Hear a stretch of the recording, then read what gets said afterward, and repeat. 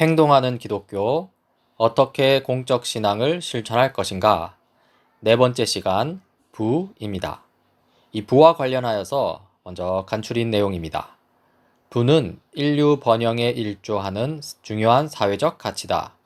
우리는 부를 경제적 용어로만 좁게 정의해서는 안 된다. 어떤 희생을 치러도 상관없다는 듯이 그렇게 경제적 부만을 추구해서도 안 된다. 경제적으로 번창한 사회는 어떻게 부를 더 창출할까 보다는 어떻게 올바른 종류의 부를 창출하고 사용할까를 고민해야 한다. 인류 번영의 핵심 요소는요, 이 창조된 풍성함을 누리는 것입니다. 이때 창조된 풍성함은요, 먼저 하나님이 창조하신 창조 세계를 가리키고요, 다음으로 우리가 생산해낸 좋은 창조물들을 가리킵니다. 이러한 것들을 누리는 것이 인류 번영이라는 것이죠. 그리고 이러한 풍성함이 부의 참된 의미입니다. 이 부에 대한 기독교의 입장에 대해서 한번 살펴봅시다. 이 기독교에 대한 오해가 있는데요. 세상과 그 안에 있는 것은 다 미워하라. 이 금욕주의자 성 안토니우스가 한 말이죠. 여기서 안토니우스가 말한 이 세상이 이 물질적인 창조 세계 자체를 가리키는 것이라면요. 안토니우스의 이 말은 기독교적인 주장이 아닙니다. 이 비슷한 말이 성경에 있죠. 요한일서 2장 15절입니다. 이 세상이나 세상에 있는 것들을 사랑하지 말라. 여기서 사도 요한이 말한 세상은요. 이 창조 세계를 타락시킨 악한 원리를 가리키고요. 이것은 올바른 것입니다. 기독교는 하나님이 창조하신 세상 자체를 거부하지 않습니다. 단지 하나님을 거부하는 타락한 세상 정신을 거부할 뿐이죠.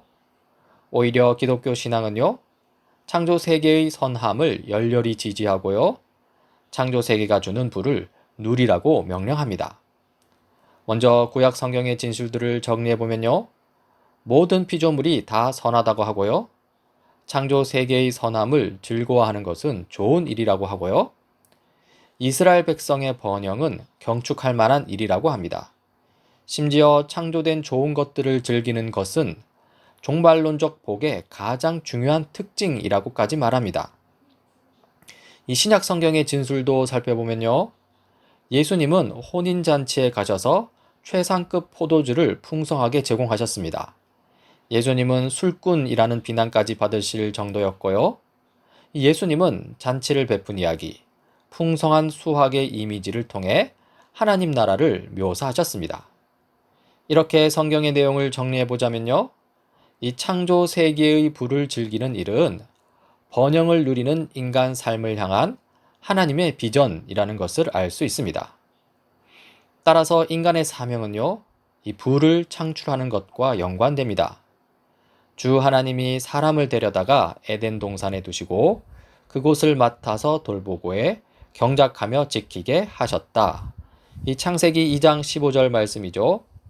하나님은 하나님이 만드신 창조 세계뿐 아니라 인간이 창조한 이 창조성의 열매도 인간들이 즐기도록 하셨습니다.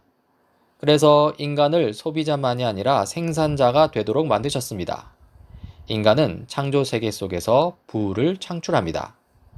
사실 인간의 창조는 하나님의 창조를 금상첨화로 만듭니다. 하나님은 그저 아담의 후원자가 아닙니다. 아담은 쉬고 있는 존재가 아닙니다. 하나님과 아담은 이 창조적 협력자입니다. 인간은 하나님과 함께 창조 세계 속에서 부를 창출합니다. 하나님은 사람들이 창조 세계의 재화들을 즐기도록 부르셨고요. 그러한 재화들의 창조에 참여하도록 창조하셨습니다. 한마디로 부를 창조하고 즐기도록 사람을 창조하셨습니다. 자, 그러면 좀 더 자세하게 이 부란 무엇인지 살펴보고자 합니다. 이 부에 대해서 많은 사람들이 오해하고 있는데요. 이 부를 좁은 의미로만 보기 때문에 그렇습니다. 이 부라는 것은요, 금이나 도구, 집이나 자동차 같은 어떤 물건만을 가리키는 게 아닙니다. 그런 물건들을 얻는 수단인 돈만을 가리키는 것도 아닙니다. 우리만의 것이라고 주장할 수 있는 그런 것만이 부가 아니라는 것이죠. 이 부에 대한 바른 이해는 넓은 의미를 가지고 있는데요. 이 부는요, 창조 세계의 유무형의 모든 재화를 가리킵니다. DNA의 나선 구조나 힉스 입자에 관한 이 과학 이론도 부입니다. 모든 도시와 나라에 안전한 식수를 제공하는 정수 시스템도 부입니다. 세종대왕의 한글, 박경리의 소설 토지, 영화 미션 등의 문화물도 부입니다. 심지어 사람들이 부의 더 넓은 개념을 받아들이고 부의 창조에 즐겁게 참여토록 하는 그러한 문화와 경제체제와 정치사회 시스템 또한 부에 속하는 것입니다. 이 부라는 것은요, 사실상 우주에 존재하는 모든 것을 가리킵니다. 이 부를 온전히 누리는 것이 중요하다는 것이죠. 그런데 사람은 타락했고요. 타락 이후로 부에 대한 이해도 왜곡되었습니다. 이 부에 대한 왜곡을 5가지 정도로 정리할 수 있는데요. 첫 번째로 부를 좁은 개념으로만 이해하는 것입니다. 앞서 살펴보았죠. 가령 국내 총생산에 집착하여서 재화와 서비스의 특성과 질은 무시하고요. 금전적으로 표현되는 양만 강조하는 것이죠. 혹은 편리와 단기간의 수익을 부라 생각하여서 하나님의 선한 창조 세계를 그저 원재료로만 대하면서요. 그 창조 세계에 돌이킬 수 없는 손상을 입히는 것입니다. 이 두 번째로 부를 잘못 사용하는 것입니다. 우리를 다른 사람들과 구별시켜주며 우리의 우위를 보여주는 재화들, 가령 사회적 지위와 명성, 또 고가의 집이나 자동차 등이 있겠죠. 그런 것들이 주는 상대적 위상, 이 비교 우위를 즐기는 것도 부를 왜곡시키는 것입니다. 이 세 번째로 부를 우상처럼 섬기는 것입니다. 이 피조물로서 우리의 연약함을 강렬히 인식할 때가 있죠. 이것은 합당한 인식입니다. 하지만 그때 이 안전이 하나님이 아니라 돈에서 오는 것처럼 생각하면서 돈과 재산을 모은다면요. 그것은 부를 왜곡시키는 것입니다. 네 번째로 부를 부적절하게 습득하는 것입니다. 부를 창출하고 획득하기 위해서 억압적이고 부정직하고 불이한 수단을 사용하면 안 되겠죠? 다섯 번째로 부에 궁극적인 가치를 두는 것입니다. 먼저 그의 나라와 그의 의를 구하라는 이 예수님의 명령을 잊어버린 채 하나님을 부를 얻는 수단이자 도구로 삼는 것인데요. 이것도 부를 왜곡시키는 것입니다. 이 왜곡된 부의 3가지 일반적인 유형이 있습니다. 이 첫 번째 유형은 부를 하나님보다 더 높이는 것입니다. 이 부를 즐기는 일을 하나님을 향한 신실함을 지키는 것보다 우위에 두고요. 또 부를 얻기 위해 하나님을 도구화시키며 우리 자신을 부에 대한 우상숭배자, 부의 종으로 전락시키는 것이죠. 이 두 번째 유형은 부를 독점하려는 것입니다. 모든 사람들이 함께 부를 누려야 한다는 사실을 부인합니다. 인간의 탐욕은 끝이 없고 탐욕은 채울수록 더 커진다는 것을 알아야 하겠죠. 세 번째 유형은 부를 위해 창조 세계나 이웃을 희생시키는 것입니다. 부를 획득하기 위해 창조 세계를 파괴하고 오염시키는 것을 가볍게 여긴다든지 심지어 이웃을 착취하기도 한다면 그것은 하나님께서 매우 싫어하실 것입니다. 이 부의 창출과 관련된 중요한 질문들을 해보아야 합니다. 이 질문들에 대해서 yes라고 대답할 수 있어야 하는데요. 첫 번째로 우리가 창출하는 것이 실제로 부인가 하는 질문입니다.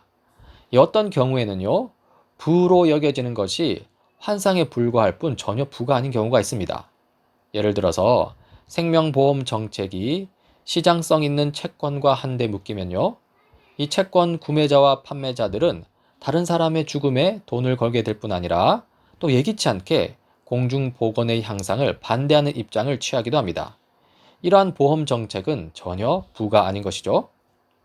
두 번째 질문, 착취나 억압 없이 부를 창출하고 있는가입니다. 이 부당한 임금과 가혹한 노동 조건 등으로 다른 사람을 착취한 데서 나온 재화는 부패한 것입니다. 이 세 번째 질문, 부의 창출이 환경을 파괴하지 않고 보존하는가입니다. 이 자연 환경을 보존하지 못하고 파괴해야만 하는 부의 창출은요, 실제로는 부를 말살시키는 행위일 뿐입니다. 네 번째 질문, 부를 창출하는 과정에서 적절한 휴식이 보장되는가? 인간이 일곱째 날 안식하였던 하나님과 공동 창조라 하면요, 인간 또한 안식할 수 있어야 합니다. 그리고 다섯 번째 질문, 모든 사람이 부를 창출하는데 참여할 충분한 기회가 있는가? 인간은 창조자가 되도록 부르심을 받았고요. 따라서 그 사회가 인구의 상당 부분을 생산적인 일에서 배제하지 않으면서 그러면서 부를 창출하는 것이 중요합니다.